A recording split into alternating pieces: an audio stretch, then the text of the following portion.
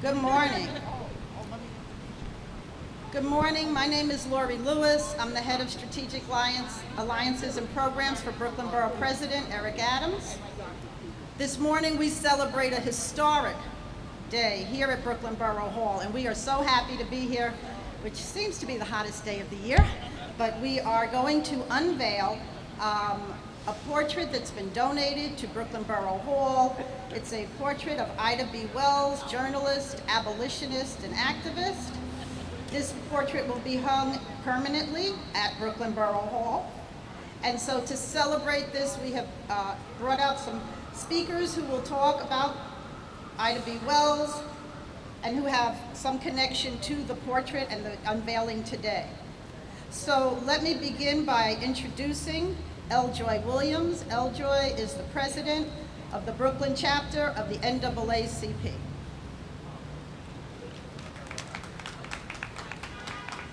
Good afternoon, everyone, and I'm going to be extremely brief so that we can make sure that we do not pass out from heat stroke this afternoon. But it is a momentous occasion to be here this afternoon to unveil this gift for a gift to our society, Ida B. Wells, who was one of the founders of the National Association of the Advancement of Colored People. I always find it ironic that she was one of the founders, very vocal, and embodies what this organization is to do today to ensure the advancement of people of color, particularly Black folks in this country, and was later deemed too radical for such an organization. But I am thankful for the borough president, for all of those who you will hear from this afternoon, for continuing to lift up the name, the spirit of our dear mother, sister, ancestor, and to ensure that her name is not forgotten and that her work continues into this day. So Brooklyn NAACP stands in celebration this afternoon to continue her legacy and to continue to make sure we say her name and lift up her work for now and forever. Thank you.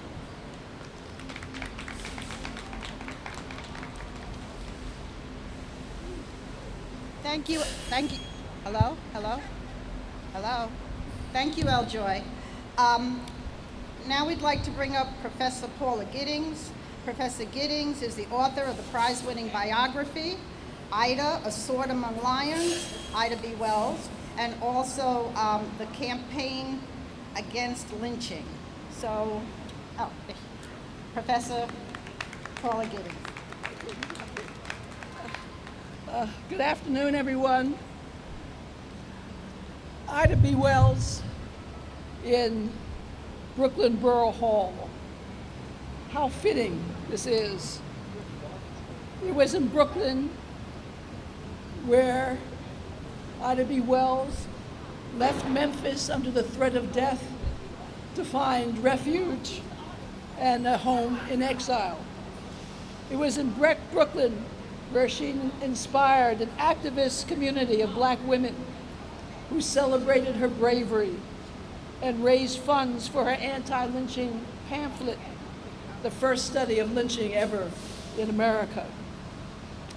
It was in Brooklyn where she found a rich cultural community of literary societies and debating forums where the white-owned newspaper, the Brooklyn Eagle, said, quote, in 1892, "No other group is fonder of literary pursuits than African Americans." It was in Brooklyn where T. Thomas Fortune published in the New York Age Wells's editorial, "The Truth About Lynching," a truth that resounded across the country, through the British Isles, and into the minds and hearts of activists in her lifetime and now in ours. Thank you.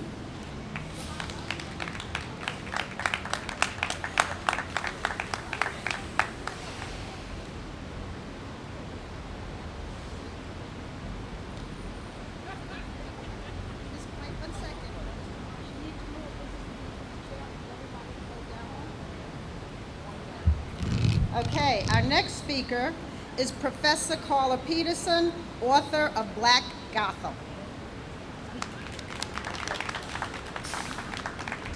My remarks today are going to amplify what Paula Giddings just said. I'm going to offer a small slice of family history that describes how two of my forebears, Jerome B. Peterson and my great-grand-aunt, Maricha Lyons, lent a helping hand to Ida B. Wells when she first arrived in Brooklyn, and how Ida, in turn, offered encouragement and support to Maricha and her friends. In spring 1892, Ida traveled from her hometown, Memphis, to New York, where she was met by T. Thomas Fortune, editor of the New York Age, and his co-editor, my grandfather, Jerome Peterson, who warned her not to go home. Editor of the Memphis Free Speech, Ida had published militant editorials condemning lynching and praising blacks who resisted. Now Memphis's white citizens were calling for her lynching. At my grandfather and Fortune's invitation, Ida continued her anti-lynching campaign in the pages of the Age. When readers requested that Ida publish her article in pamphlet form, she did not have sufficient funds, but she wrote, "The notable efforts of the ladies of New York and Brooklyn enabled me to comply with this request." Ida returned the ladies' favor by encouraging them to organize and become public activists. Among them were my great-grand-aunt Maricha Lyons, sisters Sarah Garnett and Susan McKinney Stewart, and Victoria Earl Matthews. These are the women who Jacob Morris refers to as Sisters in Freedom. Who were they? Maricha was an elementary school teacher who rose to become an assistant principal of a Brooklyn grammar school. Like Maricha, Sarah Garnett was a teacher and the first black woman appointed principal of a Manhattan grammar school. An ardent feminist, she founded the Equal Suffrage Club that fought for equal pay for equal work within the school system. Garnett's younger sister, Susan, was a doctor who treated both blacks and whites and specialized in childhood diseases. Victoria Earl Matthews threw herself into settlement work and founded the White Rose Mission to help black women arriving from the South avoid poverty and prostitution. Ida encouraged these women to found the club, the Women's Loyal Union. The name sounds so genteel, but was it really? The women were loyal to one another, but also to women's causes, and beyond that, to social justice for the race. They were an early version of Black Lives Matters, founded 8 years ago, as we know, by 3 black women as a local chapter that eventually became a national, if not global, network. Ida herself saw the Women's Loyal Union as the beginning of a national network, namely the club movement among the colored women in this country, as the others have noted. Its stated object was the diffusion of accurate and extensive information relative to the civil and social status of the Afro-American, that they may be directed to an intelligent assertion of their rights and to a determination to unite the employment of every lawful means to secure and to retain the unmolested exercise of the same. Black Lives Matter and other social justice movements over there are building on the legacy left by Ida B. Wells. Thank you.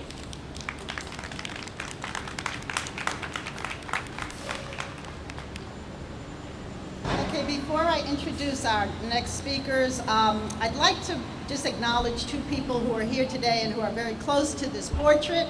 Number 1 is the artist, Charles Hearn. Charles, would you please stand up? Make sure we get a good shot of Charles. Charles is the artist that actually created the portrait, which will be unveiled momentarily. And then we have a wonderful donation from a group that supports our community on several counts, and they actually donated the frame because the frame is in line with all of the other frames housed in Brooklyn Borough Hall, the gold filigree. And so I'd just like to acknowledge Tony Teakin Art. Tony, that's done. Thank you again for your donation. So now I'd like to bring up our next speakers. I'm amazed that we have them here today. They are the family, the direct descendants of Ida B. Wells. And they're her great-grandchildren. So we have Miranda Dusta, Sarah Maria Dusta, and the great-grandson, Joshua Dusta. Good morning, everyone. Thank you for having us. My great-grandmother, Ida B. Wells, was an astounding woman who overcame her fear for what was right, even if it meant giving her life. I am proud to see her life of sacrifice and courage, honored with the unveiling and inclusion of this gorgeous portrait on these hollow walls. You know, when I think of Ida B. Wells, I think of a life without limits. I think of intersectionality. My favorite story about my great-grandmother Ida is that, you know, she was an incredible journalist, but would receive criticism for not focusing enough on the women's rights movement. And when she responded to suffragists, she would say, you know, I'm a woman and rights are extremely important, but how can I focus on voting when I'm still getting lynched? And I think that all of us, when we walk through this earth, we hold many identities. You know, I'm becoming a med student very soon, and I believe that when I walk through this world, I'm not just a doctor, but I'm an advocate. I'm a representation of Black women in science. I'm, you know, a passionate person, and I think that we all hold those things. So don't be one identity, don't be one part of your whole, but be a whole of your parts. And that's what I think about when I think of Ida B. Wells. Good morning, or maybe good afternoon at this point. When I think of Ida, I think of her pure determination, despite being a woman, despite fear, despite hell or high water, Ida persevered. And when I think about being a Black woman and a Black American, I think about all of us existing today as perseverance, and that in itself is a blessing. Ida was able to survive by coming to Brooklyn and being supported by so many great people here.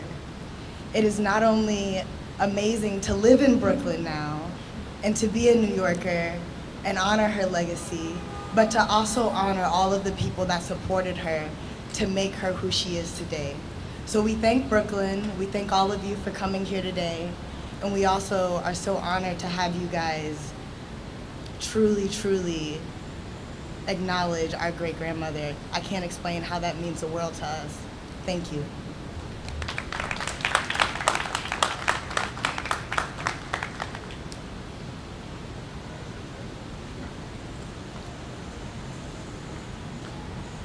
Okay, before we move to the next speaker, we're going to read the actual citation, which has been presented on behalf of the borough president to the family. Can I have one of you open it up? Come on up with the... So you can open it up, just show the president. All right, I'm going to read a few lines from the citation.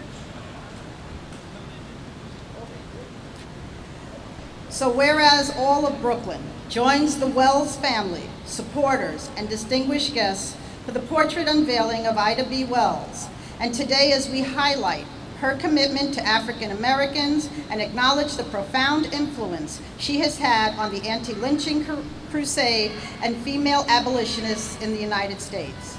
And whereas on behalf of all Brooklynites, I salute Ida B. Wells, an African American journalist, activist, abolitionist, and feminist who led an anti-lynching campaign in the United States during the 1890s. I acknowledge she was born on July 16, 1862, as an enslaved person in Holly Springs, Mississippi, the eldest daughter of James and Lizzie Wells. I recognize the Wells family, as well as the rest of the enslaved people of the Confederate States, who were decreed free by the Emancipation Proclamation on January 1st, 1863, that declared all persons held as slaves within the rebellious states are and shall be free 6 months after her birth. I applaud her impressive legacy of social and political heroism and her writings, speeches, and protests as she fought courageously against prejudice with no regard to the potential danger. I commend Ida B. Wells for establishing several civil rights organizations that included the National Association of Colored Women and a founding member of the National Association for the Advancement of Colored People, the NAACP, and creating the first African American kindergarten in Chicago, Illinois. I acknowledge she once said, I felt that one had better die fighting against injustice than to die like a dog or a rat in a trap.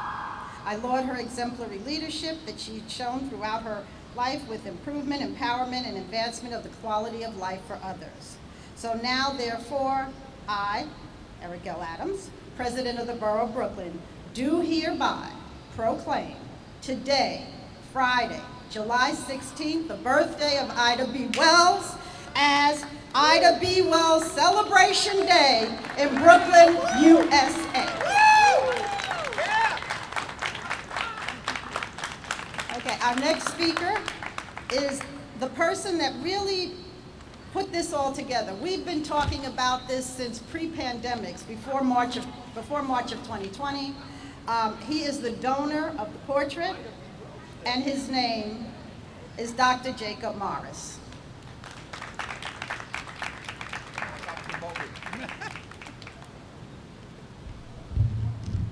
Well, to say that I'm happy, how do you express that? And I'm proud, very, very proud. This has been a long, long time coming. And so I have to thank Dr. Paula Giddings for writing her amazing biography of Ida.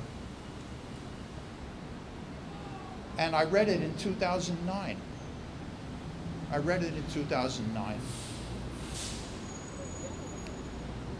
And in the book, there was a paragraph. Ida B. Wells lived on Gold Street for 3 years. And it alluded to how these great women in Brooklyn helped her get her work, her anti-lynching pamphlet, her first anti-lynching pamphlet, Southern Horrors, published.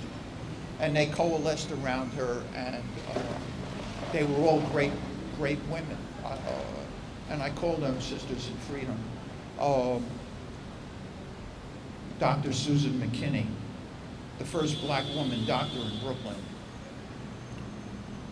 was my first street naming in Brooklyn. I was very proud of that.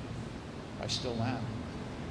And her sister, Sarah Garnett, the first principal of a school, first black woman principal of a school in New York City. And Victoria Chapman, and the great Maritza Lyons, and they were all Ida B. Wells' Sisters in Freedom. And that's why Ida's time here in Brooklyn was so historically significant. And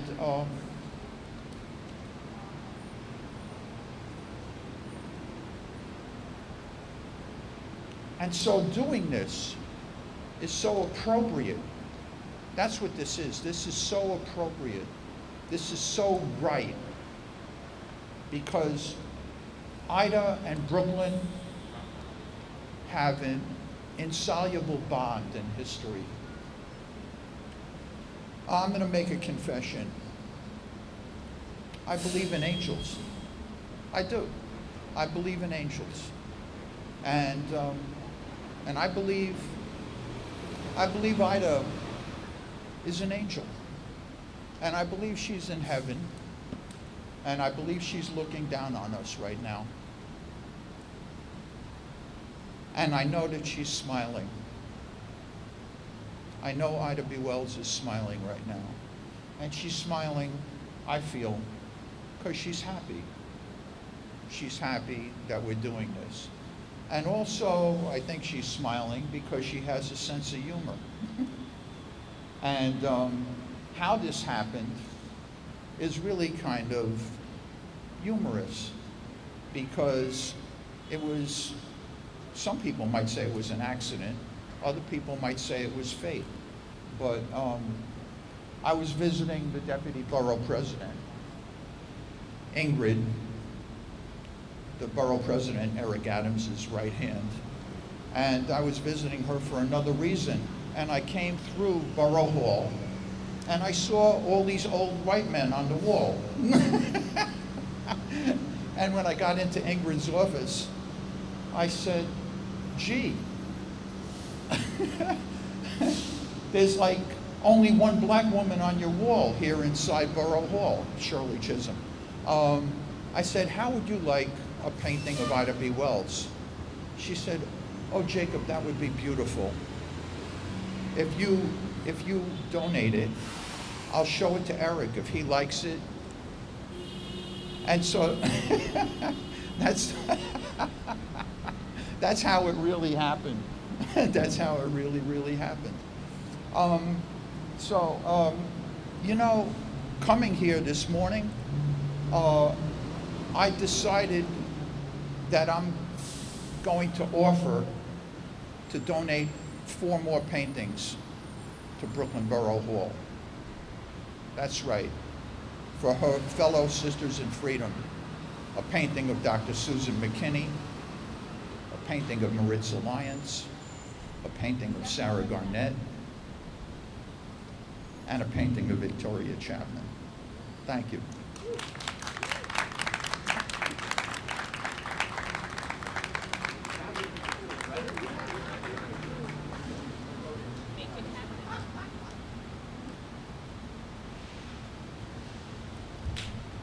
Okay, I thank everyone for coming out this morning in the heat. We are 1 minute away from the BP actually coming downstairs. So I know we have some press. I don't know if the press wants a picture of the family at all or anyone else. If the family could come stand here in the front with the citations out. Take your citations out. We'll get some family photos before the big event. You want to wait? Well, there he is. There he is. So it is my honor. It is my honor to introduce our Brooklyn Borough President, Eric Adams. Where's the family?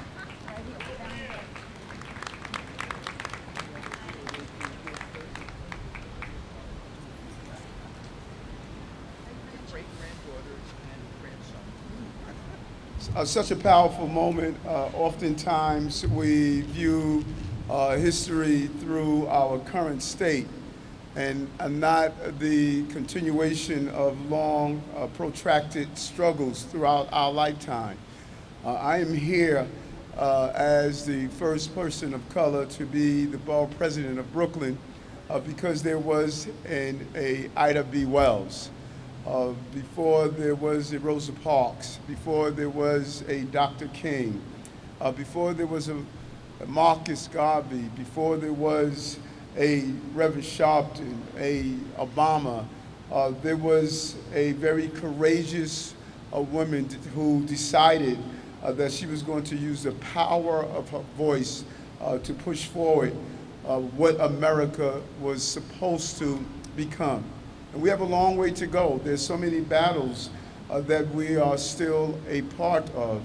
But when you watch the descendants of Ida B. Wells come here in the borough of Brooklyn, which if it was a separate city would be the 3rd largest city in America, to do an unveiling, it is stating that we're moving in the right direction.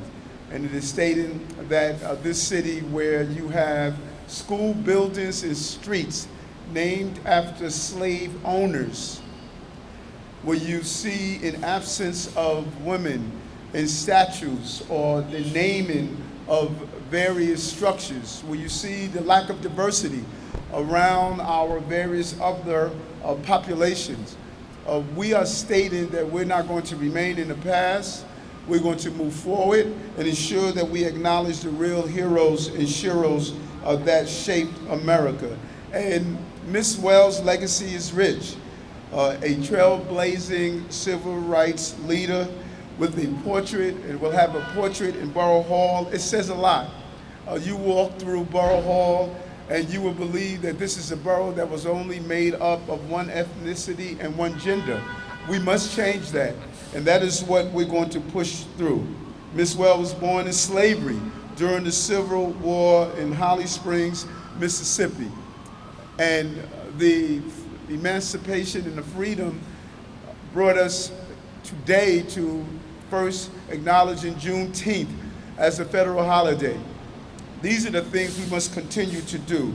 She made her name for her advocacy around women's rights and civil rights, not lifting up only African American women, but what she has done has impacted women throughout the years in the city and country. And what she did in 1884 while riding the Chesapeake and Ohio Railroad, where the conductor ordered her to move from the first class ladies' car to the smoking car, she did something that many young people did when they marched for Black Lives Matter. She refused. Refusal is an opportunity to move us in the right direction, failing to adhere to those things that are wrong. She sued the railroad and won in local circuit court. She became a journalist, working at a variety of publications throughout her career, including the Memphis Free Speech, a paper she co-owned and edited. So just imagine during those times having the foresight to actually understand the power of the press, the power of disseminated information. She later became internationally known for her anti-lynching journalism and activism, traveling the South in the 1890s to document the horrors of lynching.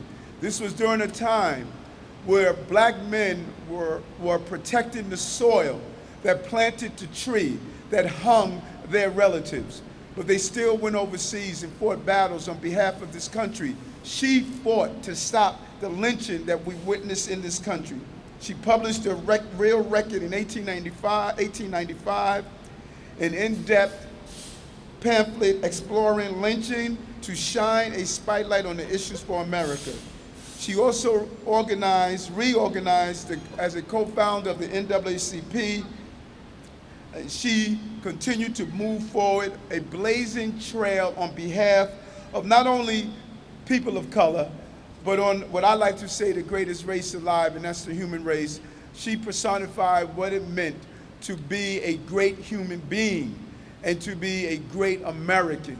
And so I want to thank her, and I want to thank her descendants who are here, and I'm sure they're proud to see their ancestor to be placed here in Brooklyn Borough Hall, what we call a place that's the center of the universe, the People's House, and now the People's House have a real people fighter that will be adorning the walls. No one will enter this building without recognizing that there was an amazing woman who lived and who fought by the name of Ida B. Wells. Thank you very much. Don't go anywhere.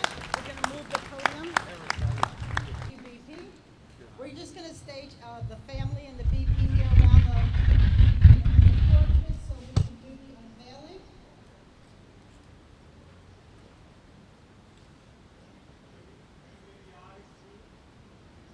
And the family, if you could have the family, the artists. Come here if you'd like to come as well. We're going to get some separate pictures as well.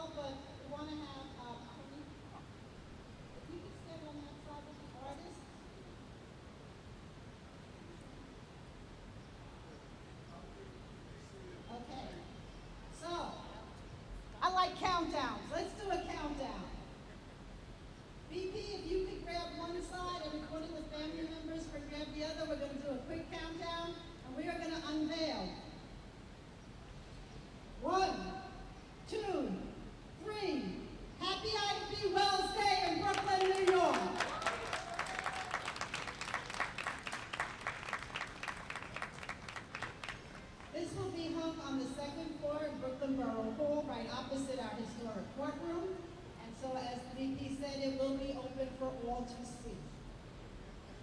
So right now, if we can get a few photos, if we can get a few specific photos before everybody goes. Listen. And so in this photo, we have Tony Akbe from Faith Art Gallery, the artist Charles Hearn, Jacob Morris, or President Adams, and the great-grandchildren, Sarah Miranda Joshua, Duster.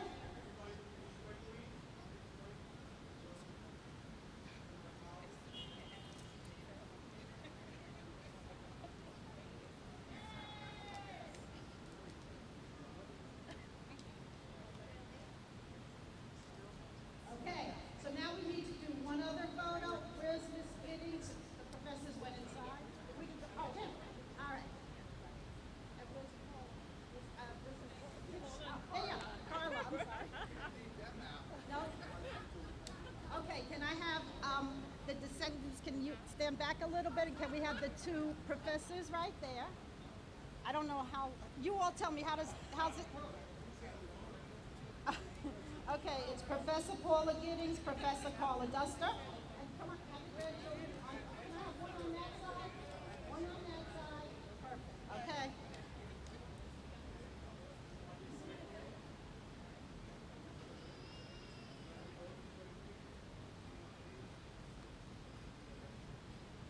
Okay. So now I want to do one photo with the VP and the artist alone, please. Charles, if you could come on the other side of the portrait, that would be perfect. This is the VP and the artist who painted this, Charles Hearn.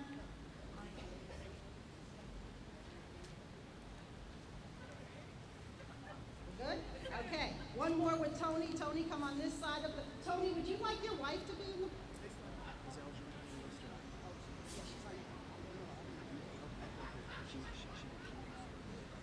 Okay. And this is Tony Akbe, who donated the frame, he and his wife. Faith Art Gallery, right here downtown Brooklyn. They've done a lot of work for us. Please stand next to the right.